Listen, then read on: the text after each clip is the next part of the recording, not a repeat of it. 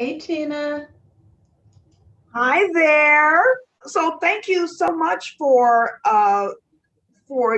deciding to be a part of this. I'm really excited about the possibilities, with this, and to talk a little bit about a project that I've been connected with for 20 plus years. I mean, it's such an amazing story. So you got to like start from the beginning and let us know, how did you discover the story to begin with?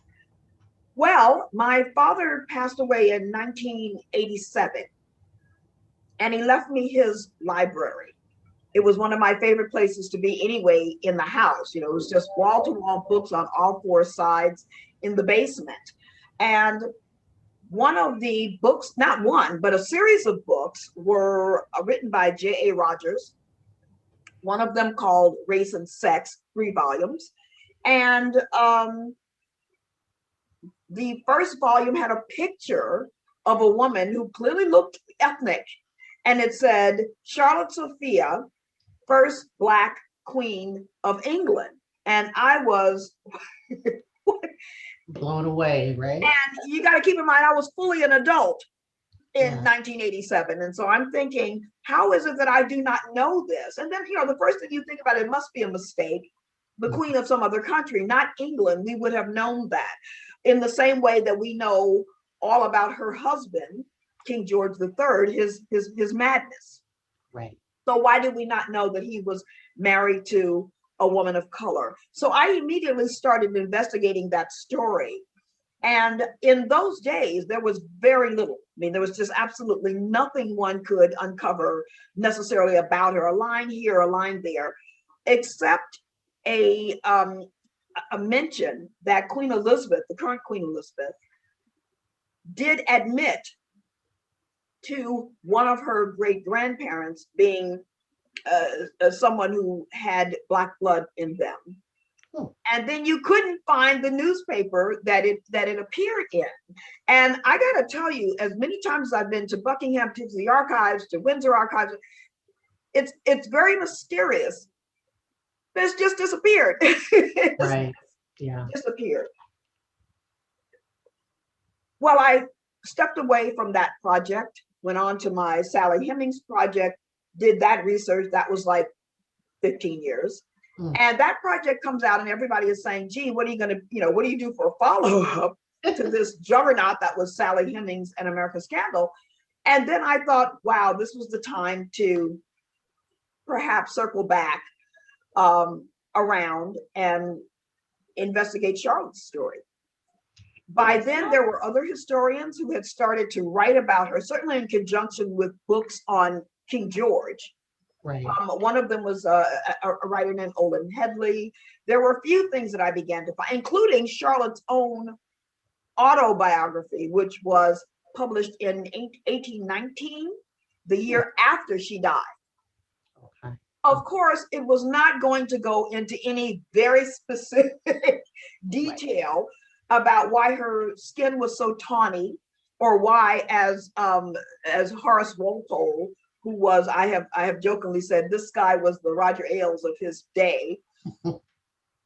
When he met her at the port, and she came off the ship from Germany, he wrote down that her skin was very dusky, that she had the look of the Moor to her, that her nose was very pug, and the word pug kept coming up so often that Charlotte was asking her ladies in waiting, what means pug?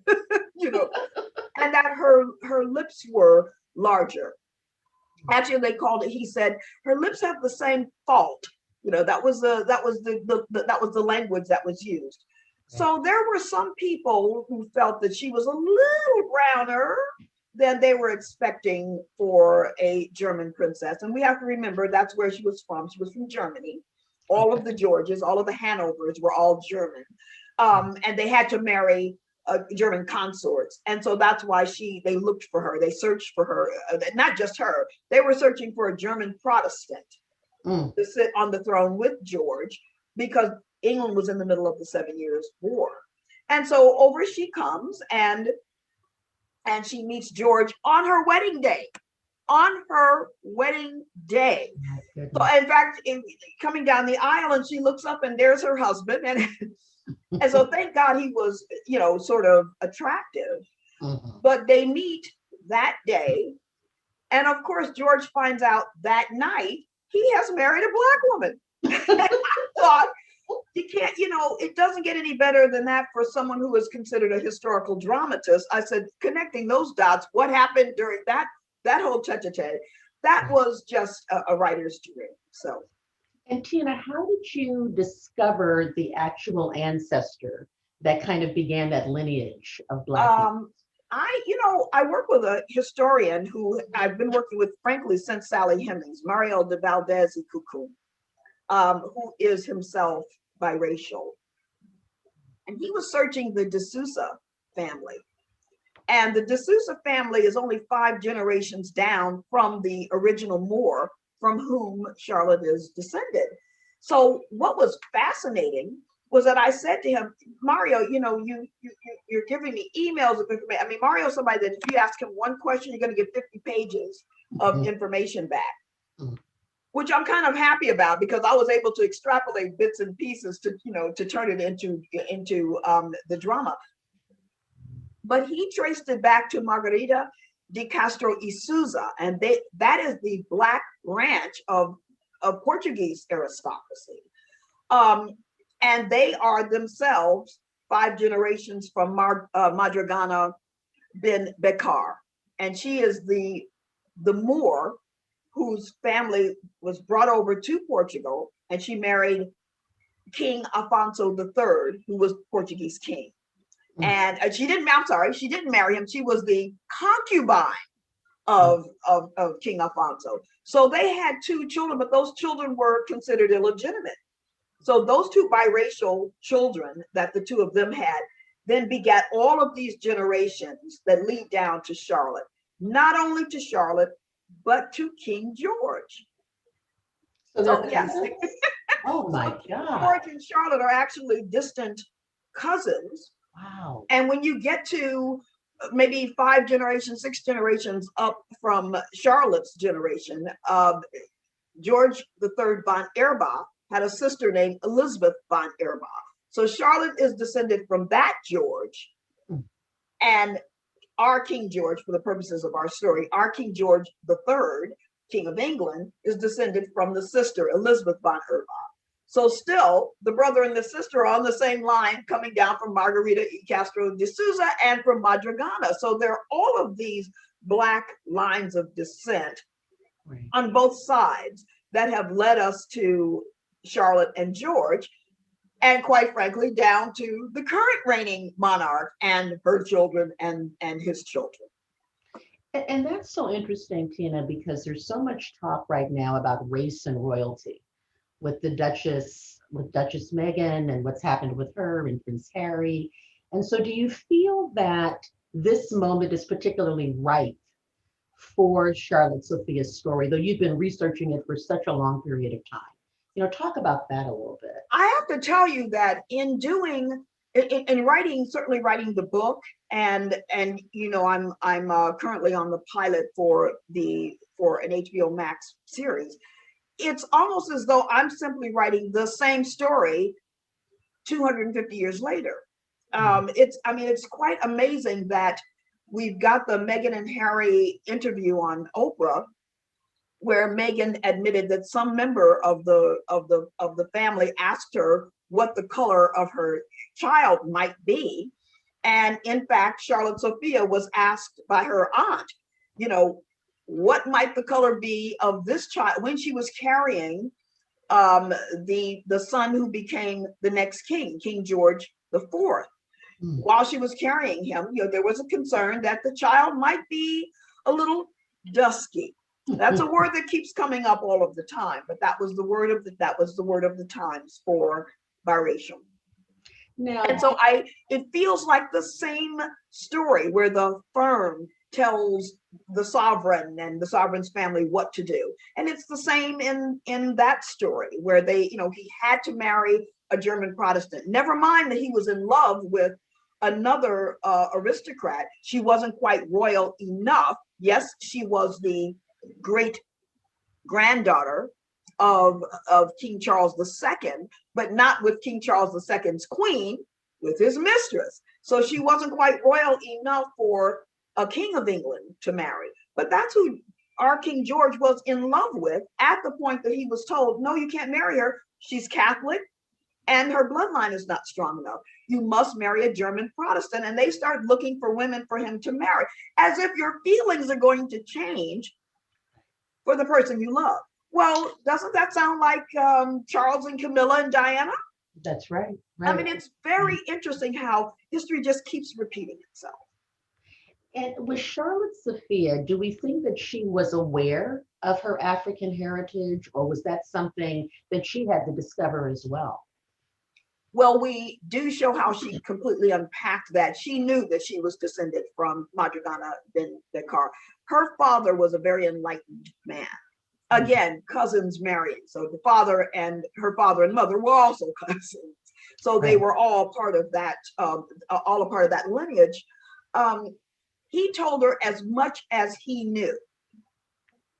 And he left her as a bequeath with certainly the reliquary, which is the box that once held, interestingly enough, I was just so surprised to discover that held what we now know as the Shroud of Turin. So the burial cloth of Jesus at one point was in a box called a reliquary and was in Charlotte's family for 300 years.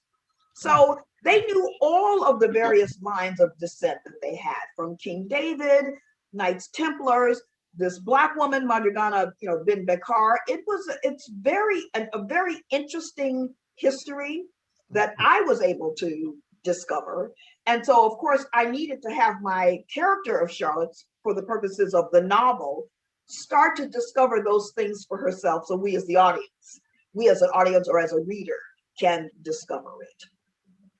Tina, talk a little bit about your writing process. I mean, how do you stick with a story for decades? I mean, how do you weave together this historical fact with this wonderful fictional narrative? How do you put that together?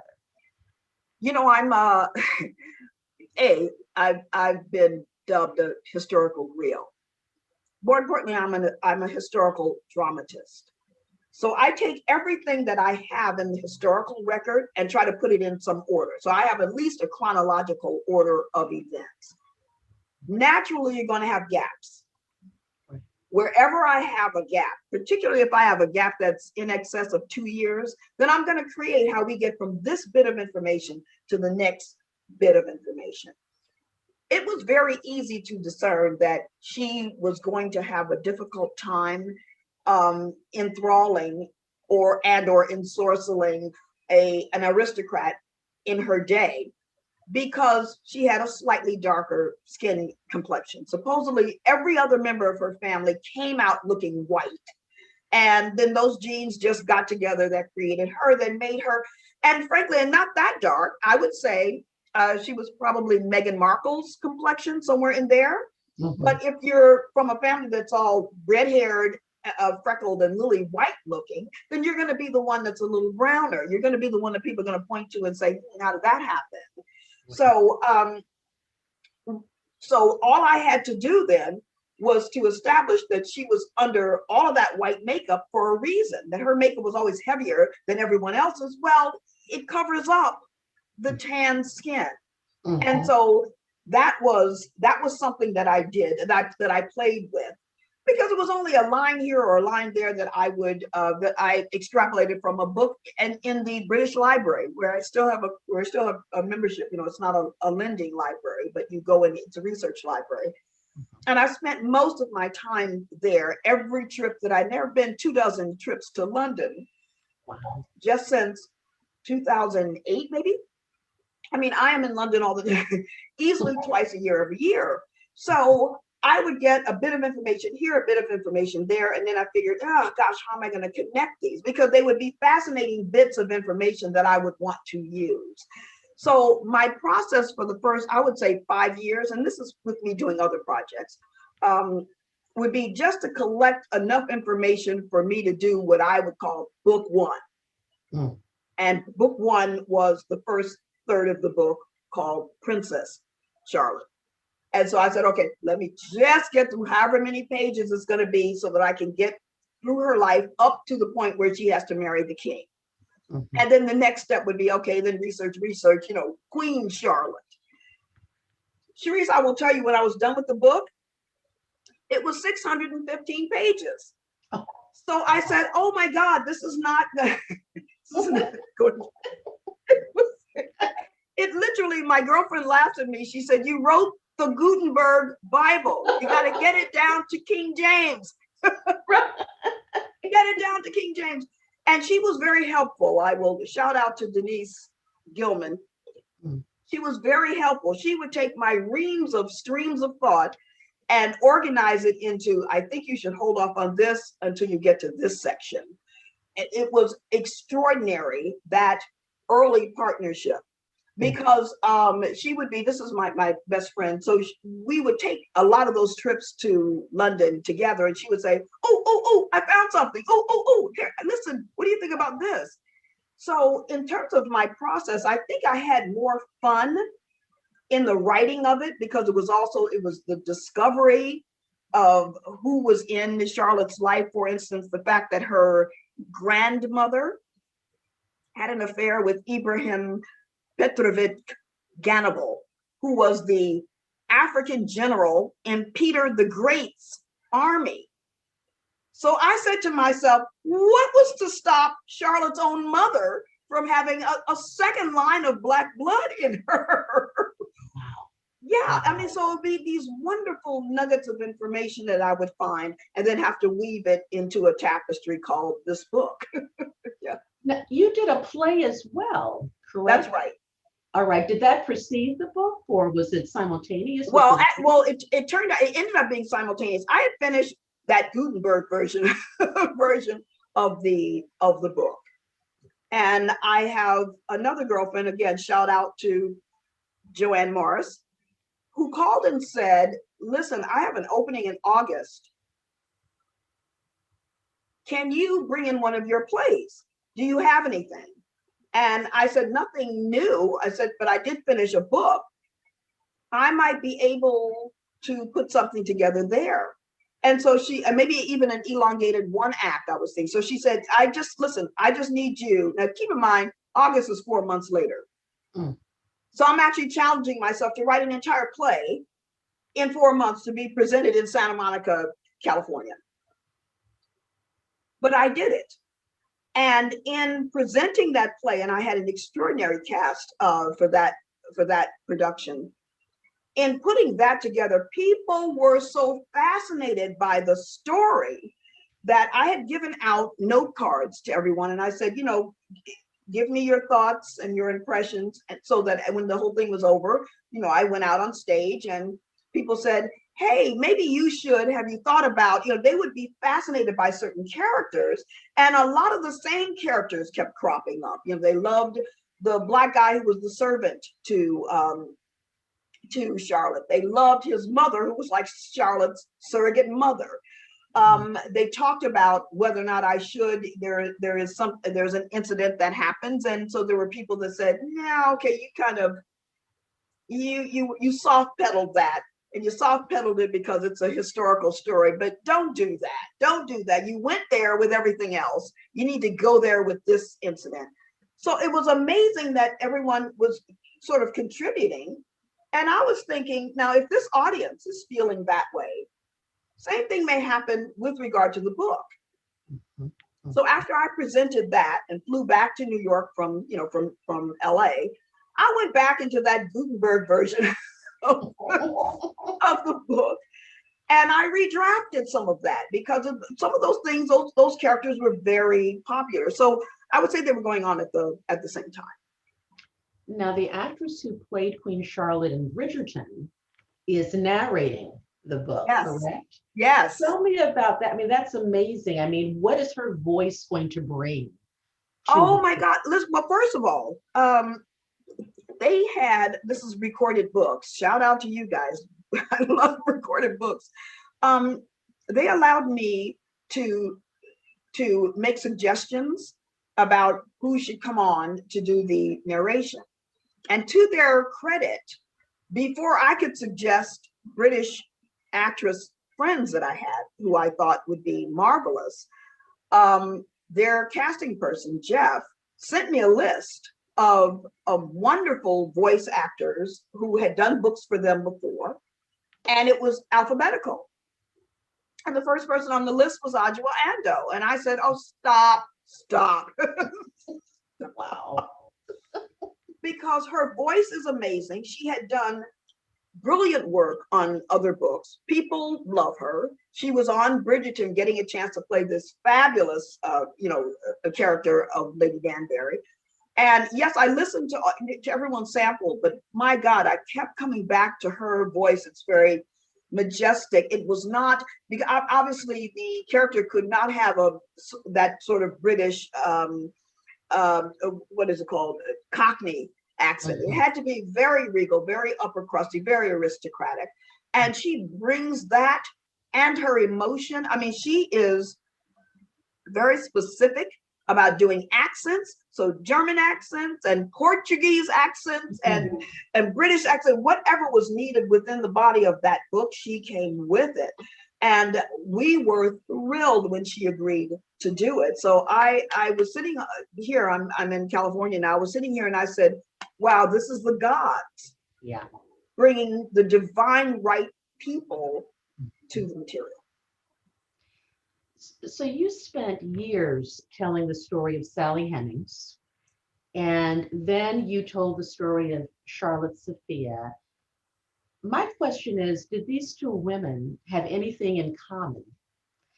And what does it mean to you to be a Black woman who is centering these historical narratives of these incredible women? Well, let's face it. I mean, I know that I have a best friend who has said, you are the queen of the tragic mulatto. You and your tragic mulatto. But they're not as tragic as you would think. These were both women in the same time period. You must keep in mind, Thomas Jefferson wrote the Declaration of Independence for us as Americans to separate from England, for whom George III was king. So this queen that I have written about was the Queen of America too, because remember, we were British colonies in those days. So in the same time period, I have a woman fighting for there to not be slavery in England. She's fighting her own husband. This is Charlotte, because she realized that this was a wrong system, and yet she was married to a man who was very pro-slavery. So that took some maneuvering, and I can tell you that I was able to create the dialogue that had to have gone on between them, because of course George discovered wedding night, he's married to a Black woman. So naturally his assumption is that I knew that your ethnicity was going to, crop up to smack me in the face at some point. And sure enough, ultimately England was first in the cessation of the slave trade and ending slavery. On the other side of the pond, I've got a woman who also was enslaved to Thomas Jefferson, but influenced him. There were things that she was able to do and say that other slaves were not going to be able to. So she used the little empowerment that she had to make sure that certainly her children were freed, and ultimately their children and their children.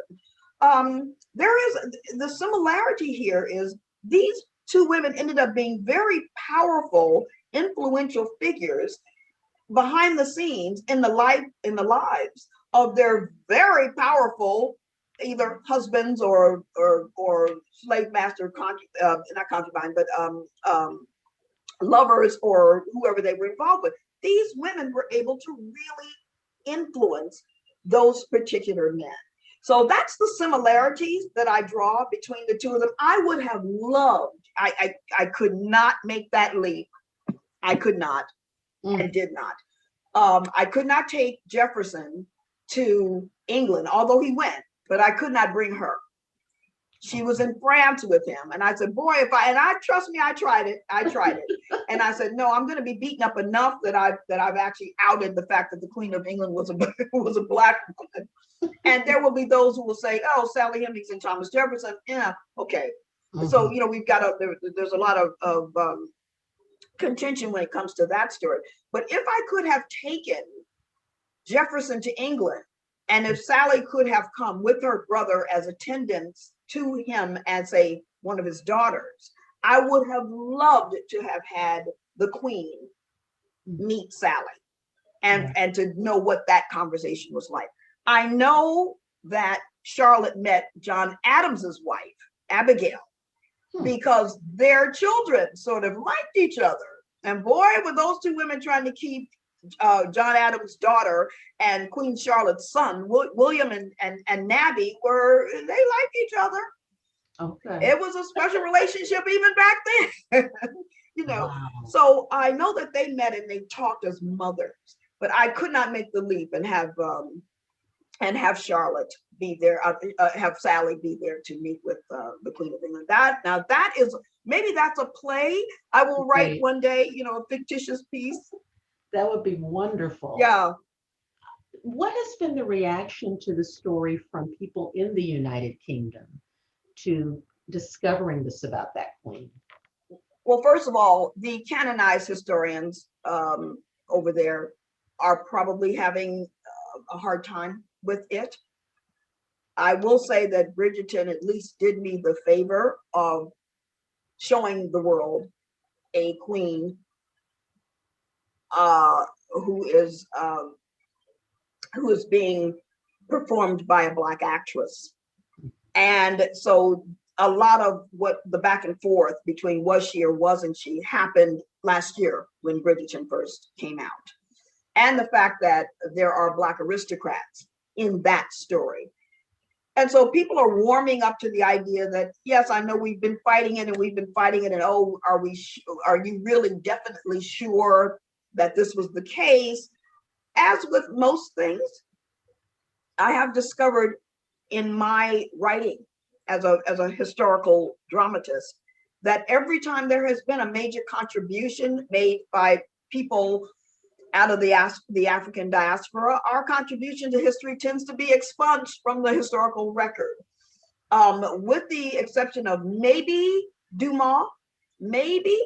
Some people know that the Alexander Dumas, who wrote The Count of Monte Cristo and The Three Musketeers and The Man in the Iron Mask, that he was biracial, but they don't know about his father, necessarily the general in Napoleon's army, or that his son was also biracial, the writer who wrote Camille. I think that there are a number of people who know that Pushkin is of African descent, because people in those countries put forth the notion that, yes, we have Black Russian poet. But how many people know that Beethoven was also of African descent? You know, there are so many of us that we suddenly 200 years later, you know, in the paintings and renderings, we're suddenly not as dark as we perhaps were in real life. I have discovered one of the Caesars was Black. People will give me this information. I start to chase it down and I say, oh my God, because naturally when you're looking at a marble figure of that person, Napoleon chopped off half the noses of the sphinxes in Egypt. So you don't necessarily know, and then it's not going to be taught you. So you just simply don't know. Charlotte went through the exact same thing in terms of her rendering. This portrait of her, which is probably the most famous one, the first that I saw when I went to the National Portrait Gallery, and there's also a version that hangs in Buckingham, they would not let that portrait hang in the gallery initially because she looked too ethnic. So the firm, that firm said, no, tell Sir Alan Ramsay to redo the painting or he will be sacked. So if you start looking at renderings of Charlotte while she was queen, you're going to see everything from Sir Alan Ramsay's version of her, where she looks like a sister, to where she has absolutely no melanin in her skin, aquiline nose, and very thin lips. The only thing they didn't necessarily hide, unless she was under wigs, her hair was that sort of sort of wavy, curly-ish kind of hair. So they didn't really hide that. Mhm. But for the most part, she was rendered Caucasian. Right. So then if you're going to get a history lesson that says, oh, this woman is Black, and you look at a picture, you're going to say, no, she's not. Mhm. So, and sure enough, Alan Ramsey was sacked. Sir Alan, and he was an abolitionist. So again, this man who had a Haitian grandmother told Charlotte, and it was illegal in those days for you to be an abolitionist. She knew that about him. So a conversation that I've given to the two of them is very relevant, because it's though he gives her permission to be herself and paints her so. And that rendering is my favorite and most people's favorite. It's the one that we have used on all the covers for, all the versions of the book and for the audio. Do you feel like you are pushing a rock up a hill in terms of exposing these truths, or there's always that backlash that comes, but is there an opening that's happening, that there's a recognition of the role that we've played in all of these cultures, and not just Africa, and not just the Southern United States? I mean, where do you think we're at, as a historical griot? Yeah, I got to be honest with you. My life would be a lot easier, and I certainly would be a lot richer if I could just write a silly, insipid comedy. That would be lovely for me. But I am attracted to the story that's on the road less traveled. I think that it's important for us to know who we are and what our contribution is to world history. That's what I feel that I was put on the planet to do. And whether I do that as a nonfiction book, or as a novel, or as a film, or as a television long form, as long as we can see it or read it, it should inspire us to go to our libraries, go to our history books, go to the internet, and start discerning for ourselves what is the truth of the story. As a result, I'm very proud of the fact that after Sally Hemings, the good folks in Monticello had to change their view about whether there was or wasn't a relationship between those two that resulted in 7 pregnancies and 5 live births. And now her story is told. You go down there and her room was discovered, it was excavated. It was very different from when I was told, if you try and shoot this TV series in our airspace, we will sue you. And we had to then spend another $1 million to build our own Monticellos in Petersburg, Virginia, because we were not going to get permission to do that story anywhere near the actual Monticello in Charlottesville. Well, I'm thrilled that as a result of that miniseries becoming so popular, and then people like Annette Gordon-Reed, who then wins the Pulitzer for her book on the Hemings family, people have got to own up to the truth of that story. And perhaps the same thing will happen with this. People will finally say, okay, Uncle, we give up. Yes, okay, she had this Moorish blood. More books will come out about her. Somebody will do other research, extraneous to the research that I have done, and we'll put together a full Gutenberg Bible version of the actual facts of Charlotte's life. And that will be taught in school, just as King George's madness is taught in schools. If I will have done anything, if I can just do that with my projects, no matter how few and far between, I feel that I would have accomplished my life's work. Well, you've got an amazing legacy at this point already. And the book's amazing. I can't wait to see the series. Can you talk a little bit about that? Is it going to be any parts? I actually can't, okay. But I will tell you this much. I'm on the pilot. Okay. I'm writing the pilot as we speak. And it is an exciting ride. I got a note back, and I can't tell you from whom, but I got a note back saying, boy, this thing takes you on an unbelievable ride. And we're just talking, the pilot is always episode 1. So all I can say, Charisse, is we'll see, and you'll come back and talk to me as soon as I'm over in England and we're shooting. I can't wait. And I want to come to England and do the talk. Yes, you should. You should. And I'll take you to all of my favorite places because I have tons of them. Well, I I can't love wait. London. I love London too. And I love you. I just think that what you're doing is so important. And I think that you're transported by these stories, but they're also very nurturing, I think, to know this history. So thank you so much for giving it to us. It's a gift. Thank you. Thank you for this interview and for being a part of this journey. All right, Tina. I'll talk to you soon. Peace. Peace.